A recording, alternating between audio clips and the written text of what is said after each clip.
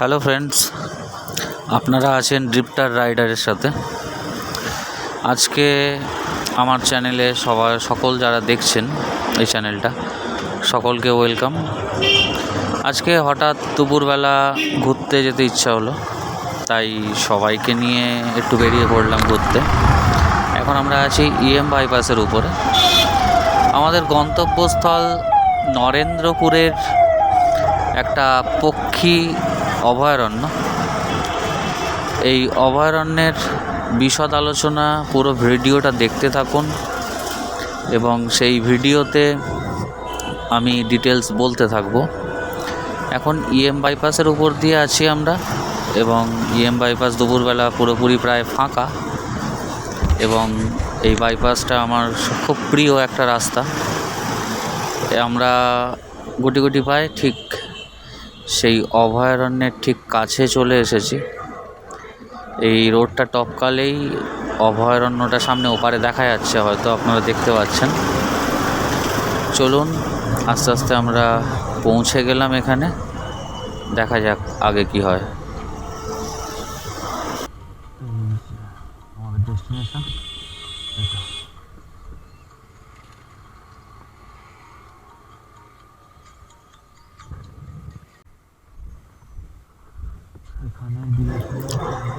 এখানে একটা কথা বলে রাখা দরকার, এখানকার প্রবেশ মূল্য 100 টাকা। কেউ যদি ডিএসএলআর ক্যামেরা দিয়ে একটা পড়বে।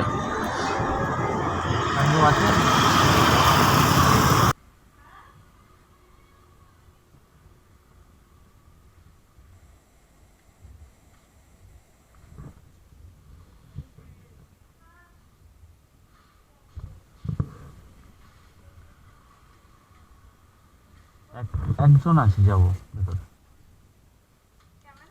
হ্যাঁ, না, মোবাইল ক্যামেরা আর অ্যাকশন ক্যামেরা।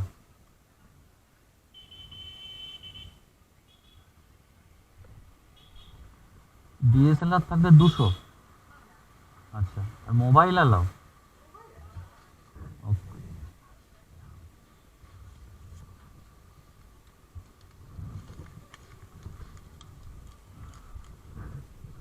আমরা টিকিট কেটে নিয়েছি। চলো তাহলে, আমরা টিকিট কেটে ফেলেছি, ভেতরে যাওয়া যাক। কি হয় ভেতরে দেখানো যাক তোমাদেরকে। 100 টাকা।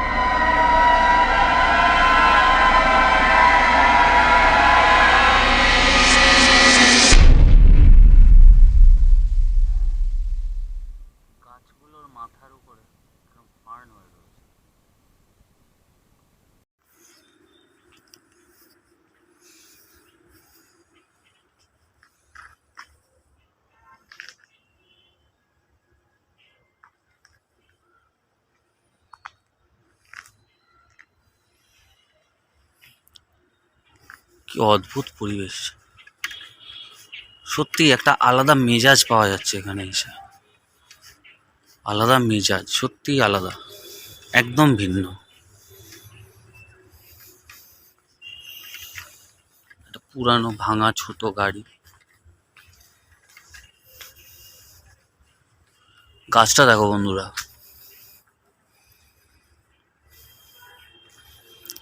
শহরের কোলাহল থেকে দূরে এসে এরকম একটা শান্ত নিরিবিলি জঙ্গলময় এলাকা ভাবতেও পারিনি। গাছটার গোড়াটা দেখো তোমরা।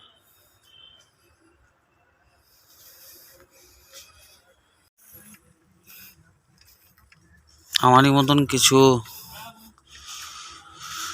যারা ঘুরতে এসেছিল তাদের সাথে দেখা হলো, 3জন যাচ্ছে সামনে।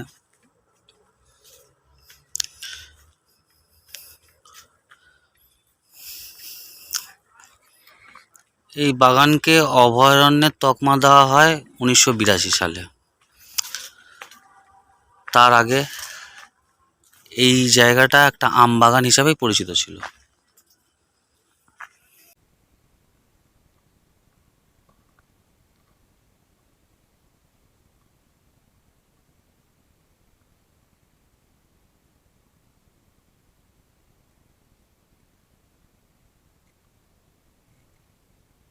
ও ভাই সাহেব,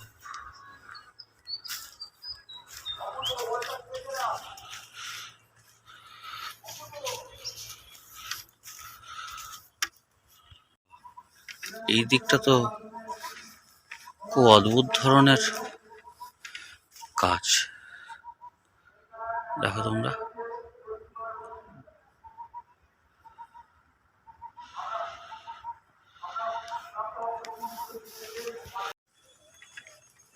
জঙ্গল আরো ঘন থেকে ঘনতর হচ্ছে, কিন্তু এখনো আমি একটাও পাখি দেখতে পেলাম না।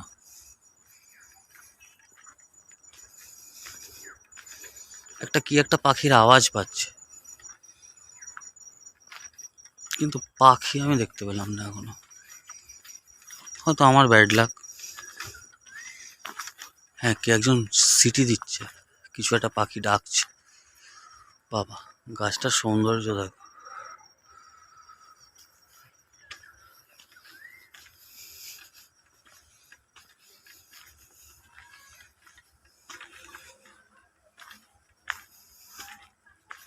আরো কিছু টুরিস্টের আওয়াজ পাওয়া যাচ্ছে ওদিকটা, তার মানে কিছু লোকজন আছে। এই যে জলগুলো দেওয়া রয়েছে এগুলো পাখিদের জন্য, যাতে তারা খাবার দাবার কিছু খেতে পারে। এই জায়গাগুলো করা রয়েছে একটা করে ছাউনি করা, যেমন চিন্তামণিকর বার্ড স্যাঞ্চুরি। মানে এখানে বৃষ্টি পড়লে মানে যারা পর্যটক তারা যাতে আশ্রয় নিতে পারে। এখানে কি কি সাপ দেখা যেতে পারে সেগুলোর কিছু মহড়া এখানে দেওয়া রয়েছে। কি কি সাপ এখানে থাকতে পারে। এছাড়া শেয়াল রয়েছে, বেঁজি রয়েছে।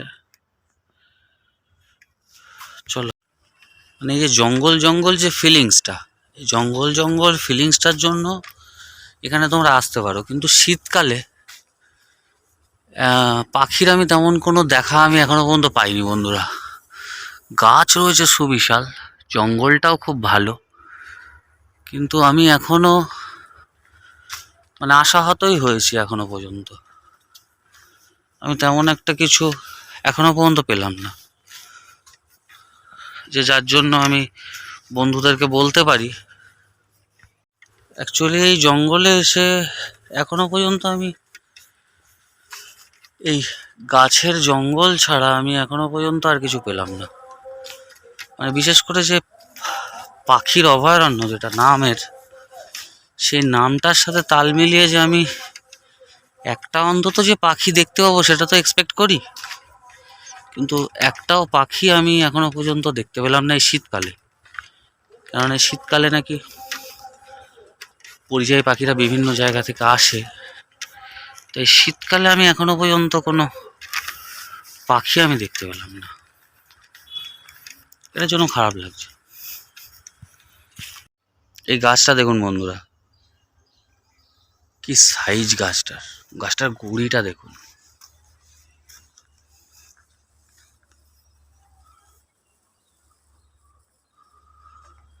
আমি অতটা ভালো ভিডিও করতে পারি না, তবু চেষ্টা করছি যাতে পুরোটা দেখানো যায়। ভুল ত্রুটি হলে মার্জনা করবে সবাই। একটা রোমহর্ষক পরিস্থিতি ঠিক আছে, কিন্তু আমি পাখি দেখতে এসে একটাও পাখি দেখতে পাইনি, এটার জন্য হতাশ।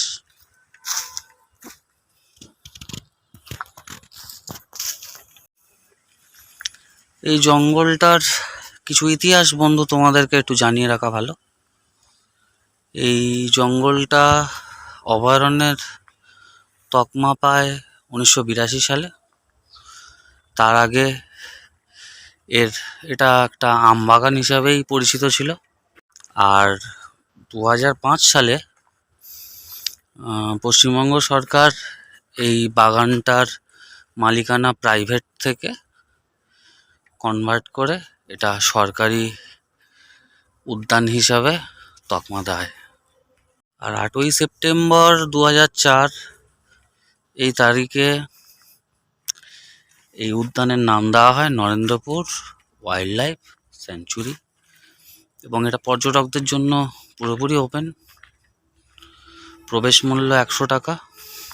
আর কেউ যদি ডিএসএলআর ক্যামেরা বা কোনো শুটিং পারপাস ইউজ করে তাহলে এটা 200 টাকা চার্জ পড়বে।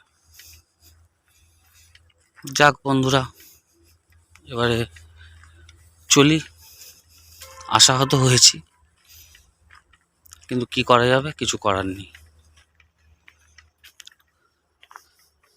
তাহলে আবার তোমাদের সাথে দেখা হবে অন্য কোনো ঠিকানায়, অন্য কোনো ব্লগে। তার জন্য ততক্ষণের জন্য টাটা।